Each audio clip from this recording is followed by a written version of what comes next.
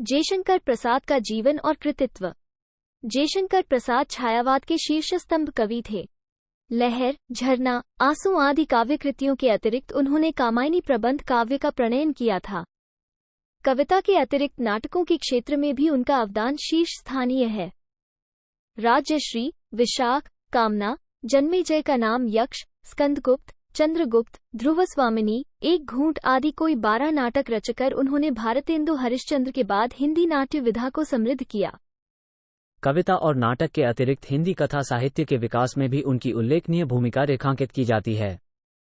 कंकाल, तितली, इरावती, अपूर्ण, उपन्यासों और छाया, प्रतिध्वनि, आकाशदीप, आंधी और इंद्रजाल, इन 5 कहानी संग्रहों के द्वारा उन्होंने न सिर्फ हिंदी कथा साहित्य को समृद्ध किया, बल्कि एक विशिष्ट कथा धारा के प्रवर्तक कथाकार के रूप में पहचाने गए। प्रसाद जी का जन्म सन 1889 में वाराणसी के एक समृद्ध व्यापारी घराने में हुआ। उनका पुश्तैनी व्यापार तंबाकू का था और इसीलिए उनके पितामह श्री शिवरत्न साहू, सुंघनी साहू के रूप में विख्यात थे। प्रसाद जी पैदा हुए थे साहित्य सेवा के लिए। 9 वर्ष की अल्पायु में ही वे काव्याभ्यास करने लगे थे, किंतु वात्याचक्र कुछ ऐसा बना कि 17 वर्ष की वय तक पहुंचते न पहुंचते उन्हें अपना पैतृक व्यापार संभालना पड़ा। 12 वर्ष की वय में उनके पिता का देहांत हुआ। तदुपरांत 4-5 वर्ष के भीतर पहले उनकी मां गई, फिर ज्येष्ठ भ्राता श्री शंभुरत्न भी चल बसे। इस तरह युवावस्था में प्रवेश करते ही पारिवारिक, व्यावसायिक, सामाजिक और साहित्यिक सभी दायित्व एक साथ जयशंकर प्रसाद के कच्चे कंधों पर आ पड़े। यह उनका जीवट ही था कि न सिर्फ सफलतापूर्वक सभी दायित्वों का वहन किया, बल्कि अपने समय के शीर्ष साहित्य पुरुषों में प्रतिष्ठित भी हुए। प्रसाद जी की शिक्षा की शुरुआत घर पर ही हुई। आर्थिक अभाव था नहीं, अतः संस्कृत, हिंदी, फारसी, उर्दू के अलग अलग अनुभवी शिक्षक नियुक्त हुए और वे घर पर ही शिक्षित दीक्षित होने लगे। कालांतर में कुछ समय के लिए उन्हें बनारस के क्वींस कॉलेज में प्रवेश दिलाया गया, किंतु वहां वे 8वीं कक्षा तक ही पढ़ पाए। किंतु प्रसाद जी में स्वाध्याय की वृत्ति बहुत उत्कट थी। अन्य सभी दायित्वों का निर्वाह करते हुए उन्होंने वेद, उपनिषद, पुराण, न्याय, तर्क, साहित्य, दर्शन और इतिहास का गहन अध्ययन किया। इस सबके बीच कविता, नाटक और कथा आदि विविध साहित्य विधाओं में लेखन अभ्यास भी अनवरत चलता रहा। प्रसाद जी के साहित्यिक जीवन का प्रारंभ ब्रजभाषा में काव्याभ्यास से हुआ। जब वे 9 वर्ष के थे, तभी एक सवैया रचकर अपने गुरुदेव को दिखाया था। एक साहित्यकार के रूप में यद्यपि उन्हें सर्वाधिक ख्याति कवि रूप में मिली और वे छायावाद की त्रय के सबसे यशस्वी कवि के रूप में प्रतिष्ठित हुए, किंतु प्रकाशन की दृष्टि से उनकी कहानियां और नाटक पहले सामने आए। उनका पहला नाटक सज्जन 1910-11 में इंदु में प्रकाशित हुआ और पहली कहानी ग्राम भी 1910 में ही इंदु में प्रकाशित हो चुकी थी।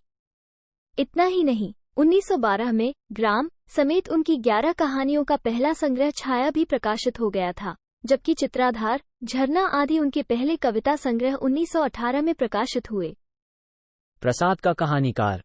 आचार्य रामचंद्र शुक्ल ने प्रसाद जी को गूढ़ व्यंजना और रमणीय कल्पना के सुंदर समन्वय का कथाकार कहा था। शुक्ल जी के इस कथन में प्रसाद जी के भावना लोक और विचारलोक का सूत्रवत संकेत निहित है। प्रसाद की संवेदना खांटी कवि की थी और उनकी वैचारिक तैयारी प्राचीन संस्कृति व इतिहास के आदर्शों की श्रेणी में हुई थी। किसी कहानी का अंकुर उनके मानस में घटनाओं और चरित्रों के डिटेल्स के साथ नहीं फूटता, बल्कि एक काव्यात्मक बिंब के रूप में उभरता है और वे उसे अपनी काव्य संवेदना, आंतरिक अनुभूति और भावनात्मक द्वंद्व के सहारे कहानी के रूप में विकसित करते हैं। मदन मृणालिनी के मदन, जहानरा के औरंगजेब, पाप की पराजय के घनश्याम, आकाशदीप की चंपा, गुंडा के नंकू सिंह आदि चरित्र अविस्मरणीय इसलिए बन सके कि उनका विकास भावना और आदर्श के द्वंद्व से हुआ है। आचार्य शुक्ल ने गुलेरी जी कहानी उसने कहा था के संदर्भ में पक्के यथार्थवाद के बीच सुरुचि की चरम मर्यादा के भीतर भावना का चरम उत्कर्ष अत्यंत निपुणता के साथ संपुटित होने की जो व्याख्या की है, प्रसाद जी की अधिकांश चर्चित कहानियां भी उसी व्याख्या की कसौटी पर खरी उतरती हैं। प्रेमचंद और प्रसाद को सामान्यतया हिंदी कहानी की 2 धाराओं के प्रवर्तक कथाकार के रूप में पहचाना जाता है, यानी प्रेमचंद सामाजिक यथार्थवादी धारा के प्रवर्तक और जयशंकर प्रसाद आदर्शवादी धारा के प्रवर्तक।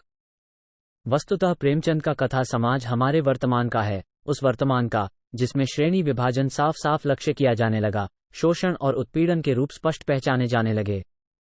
दूसरी ओर जयशंकर प्रसाद का कथा समाज प्राचीन गौरव गाथाओं और ऐतिहासिक आदर्शलोक से विकसित हुआ। सामाजिक और राजनीतिक आलोड़न जो 20वीं सदी में हमारे देश में बहुत मुखर हुआ, प्रेमचंद के कथा साहित्य में उसे सशक्त अभिव्यक्ति मिली। आचार्य शुक्ल के शब्दों में प्रेमचंद के कुछ पात्रों में ऐसे स्वाभाविक ढांचे की व्यक्तिगत विशेषताएं मिलने लगी, जिन्हें सामने पाकर अधिकांश लोगों को ये भासित हो कि कुछ इसी ढंग की विशेषता वाले व्यक्ति हमने कहीं न कहीं देखे हैं। साथ ही प्रेमचंद की सी चलती और पात्रों के अनुरूप रंग बदलने वाली भाषा भी पहले नहीं देखी गई थी। दूसरी तरफ प्रसाद के कथा साहित्य में मधुर या मार्मिक प्रसंग कल्पना के सहारे किसी ऐतिहासिक काल के खंडचित्र, भारतीय संस्कृति और प्रभाव की झलक, पाठक की संवेदना पर किसी स्वप्नलोक का सा प्रभाव छोड़ते हैं। उनके चरित्र और परिवेश और परिस्थितियां प्राचीन संस्कृत साहित्य और इतिहास और काव्यानुभूति के संयोग से एक ऐसा आदर्शवादी यथार्थ सृजित करते हैं जिसमें करुणा, वेदना, त्याग, बलिदान और ओजस की भाव झंकृतियां सुनाई देती हैं। सामाजिक यथार्थ और आदर्श यथार्थ के इस अंतर पर टिप्पणी करते हुए स्वयं प्रसाद जी ने कहा है, यथार्थवाद क्षुद्रों का ही नहीं अपितु महानों का भी है, और चूंकि महान और महानता की परिकल्पना ही प्राचीन संस्कृति और इतिहास से हुई, इसलिए कई बार प्रसाद को पुनरुत्थानवादी चिंतक और साहित्यकार तक कहा गया। इस सरलीकरण के प्रत्युत्तर स्वरूप डॉक्टर रामविलास शर्मा ने अन्यत्र कहा है, प्रसाद साहित्य हिंदी भाषी जनता की मूल्यवान विरासत है।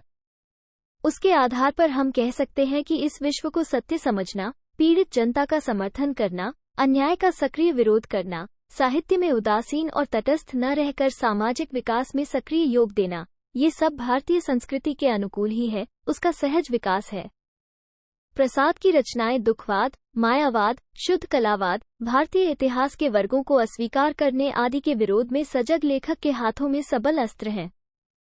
और अंत में कुछ साल पहले हिंदी में कवियों की कहानियां शीर्षक से उदय प्रकाश, विष्णु नागर आदि कवि कथाकारों के हवाले से एक हास्यास्पद विमर्श खड़ा करने का प्रयास किया गया था। हास्यास्पद इन अर्थों में कि शुरू से ही चंडी प्रसाद हृदयेश, जयशंकर प्रसाद, निराला, सुभद्रा कुमारी चौहान आदि कविता और कथा साहित्य में साथ साथ सक्रिय रहे। आगे भी अज्ञेय, सर्वेश्वर दयाल सक्सेना, रघुवीर सहाय आदि के यहाँ ये सिलसिला चलता रहा। भला तब कवियों की कहानियां और कथाकारों के कहानियां जैसी भेद दृष्टि का विवेक हिंदी आलोचना में क्यों नहीं जागा? प्रेमचंद और प्रसाद या आगे चलकर यशपाल और अज्ञेय की कहानियों की दृष्टि, समवेदना, रचना प्रक्रिया और प्रभावान्विति के तुलनात्मक अध्ययन को लेकर ऐसे विमर्श की कोई तुक भी हो सकती थी। शायद हिंदी कहानी का आलोचना पक्ष भी कुछ समृद्ध होता। शुक्ल जी ने बेशक प्रेमचंद और प्रसाद के संदर्भ में इस तरह के अध्ययन का सूत्रपात किया था। प्रेमचंद और प्रसाद के कथा साहित्य में जो अंतर दिखाई देता है वो समवेदना के धरातल का है।